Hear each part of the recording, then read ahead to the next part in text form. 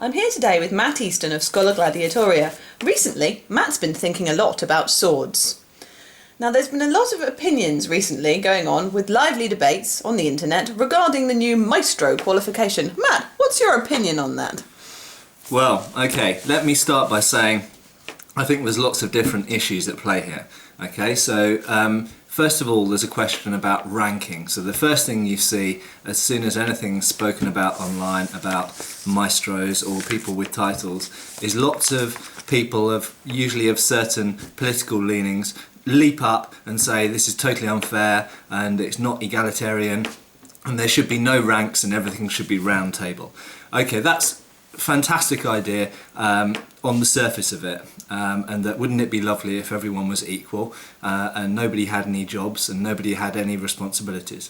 But the fact is, when you have an organisation of a fair size, there comes a point at which rankings or titles can become a very useful thing. Now, originally in my own club, we never had anything like rankings at all, and I'll be honest, I was opposed to them. But over time, as the club grew and people's experience levels became much more widely spaced, in other words, the more experienced people got even more experienced, and the new people were a long way behind that when they came into the club. It became useful for us to have a sort of recognition of that difference in levels for two basic reasons, and they're completely practical reasons really. One is to give people within the club something to aim towards, and a lot of people don't like rankings, but in my experience an even greater number of people, when they do a sport or martial arts or any other activity, like to have measurable benchmarks to aim towards. So a reason ultimately for furthering their knowledge and training.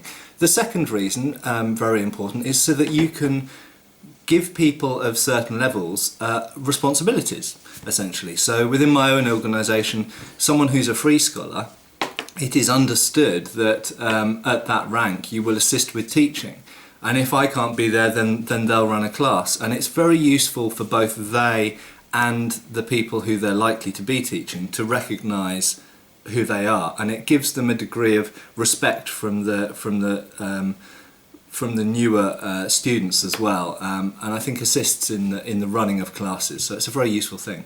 So I think that's the first thing to recognise, that there is or can be a use for gradings, rankings, whatever you want to call them.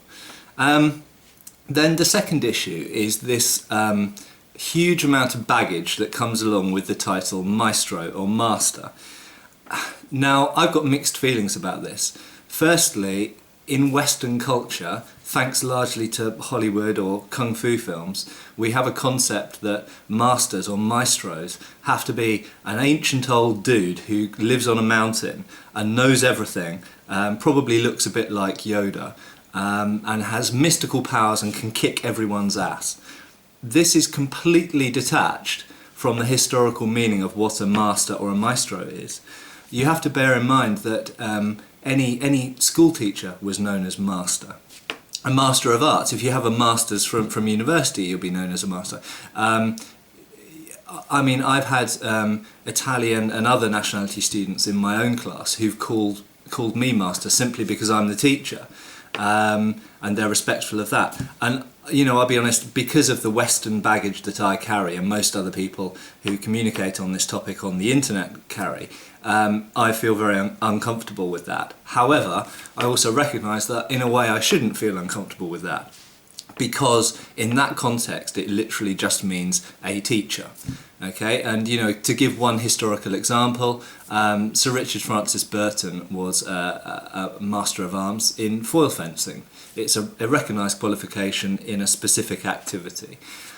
I think where there's another issue that comes into play is where people have achieved a Master of Arms ranking in one specific activity, for example, sport fencing or classical fencing, and then they apply that within HEMA context. Now, I can't say with certainty who has done that. Maybe nobody has, but I think a lot of people assume that they have done that, and they call themselves Maestro within a HEMA context. But in actual fact, I think some of those people, quite up front, say that they are a Maestro in classical fencing, but they're not a Maestro in HEMA. However, they are still a Maestro in something related. So it's a very complicated issue, really. I see a use for rankings. I understand the problem with the term Maestro or Master.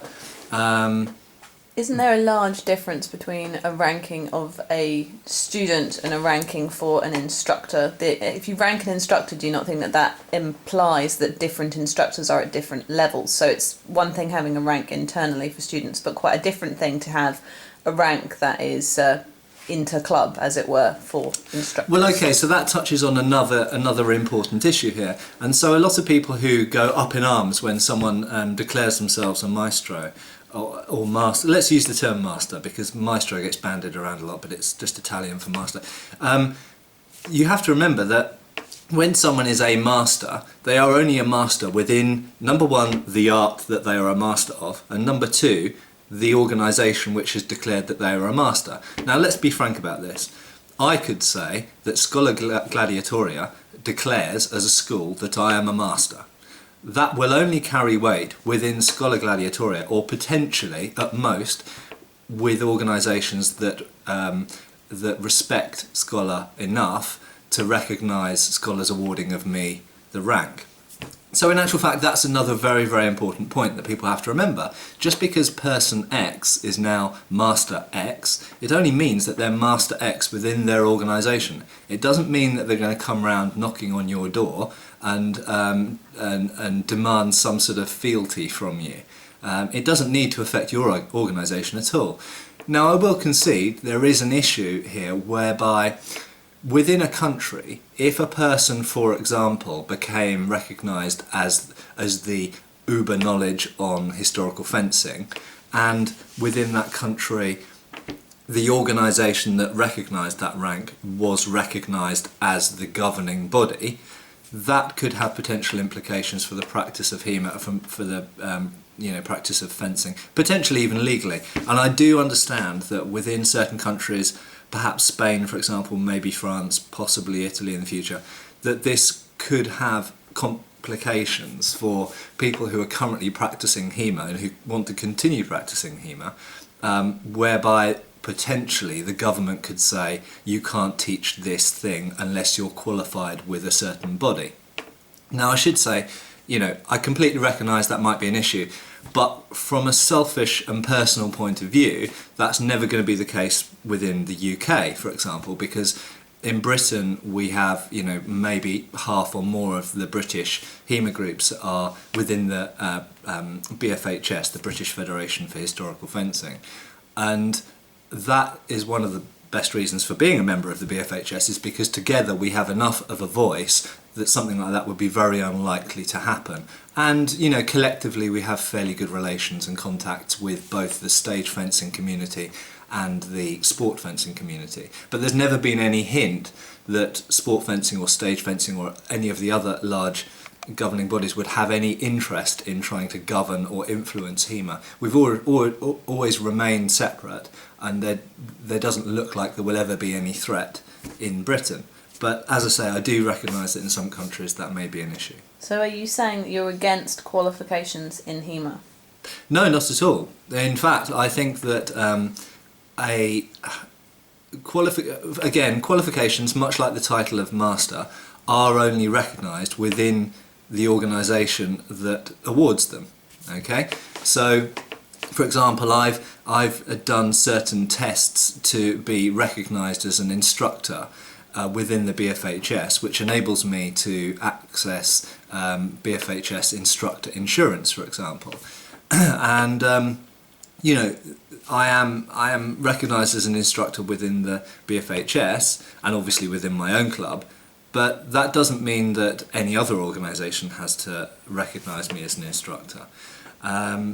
So I think that qualifications, going back to the original question, qualifications actually can be a very good thing because they can codify what is expected of a person in order to both fulfill certain requirements as a good instructor, as a proper instructor of HEMA. And let's be honest about it, HEMA is growing incredibly quickly at the moment.